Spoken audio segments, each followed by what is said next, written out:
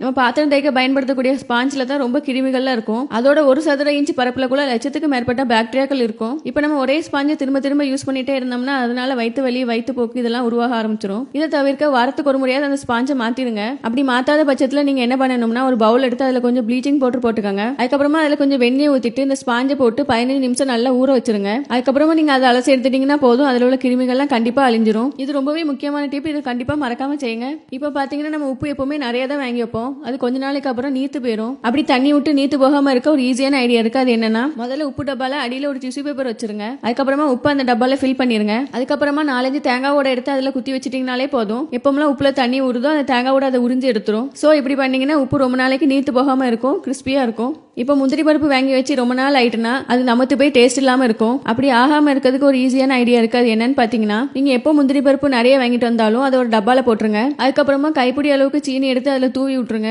இதுக்கப்புறமா அந்த முந்திரி பருப்பு எடுத்து குலுக்கி வச்சுட்டீங்கன்னா அது ரொம்ப நாளைக்கு நமத்தும் போகாம டேஸ்ட்டும் வராம நல்லபடியா இருக்கும். கண்டிப்பா இதை ட்ரை பண்ணுங்க. சப்பாத்திக்கு எப்பவுமே நம்ம மாவு பேசுவோம். எப்பவுமே எல்லா மாவும் யூஸ் பண்ண மாட்டோம், கொஞ்சம் மாவு மிச்சம் வரும். இதை நம்ம எப்படிதான் ஃப்ரிட்ஜ்ல ஸ்டோர் பண்ணி வச்சாலும் அதோட கலர் மாதிரி கருப்பாயிரும். அப்படி கருப்பாகாம இருக்கிறதுக்கு ஒரு ஐடியா இருக்கு. மிச்சம் இருக்க மாவுல கொஞ்சம் எண்ணெய் தேய்ச்சிட்டு ஒரு ஏர்டைட் பாக்ஸ்ல போட்டு நல்லா அமுக்கி அடக்கி வச்சிட்டீங்கன்னா, கேப்பே இல்லாம நல்லா அமுக்கி வச்சு பூட்டி வச்சிட்டீங்கன்னா அதோட கலர் மாறாம அப்படியே இருக்கும். இதுக்கப்புறமா இதை நீங்க எடுத்து ஃப்ரிட்ஜ்ல வச்சிட்டீங்கன்னா எத்தனை நாள் ஆனாலும் அப்ப பிணைஞ்ச மாவு மாதிரியே இருக்கும். சப்பாத்தி நல்லா சாஃப்டா டேஸ்ட் மாறாம அப்படியே இருக்கும்.